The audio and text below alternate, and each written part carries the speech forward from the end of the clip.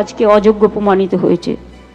হয়তো টিচার তারা হতে পারবেন না কোর্টের নির্দেশ অনুযায়ী, কিন্তু তারা যাতে গ্রুপ সিতে পায়, যারা বেচারা টিচারিতে কাজ করেও আজকে অযোগ্য প্রমাণিত হয়েছে, এটা আমি আইনের সাথে আলোচনা করছি।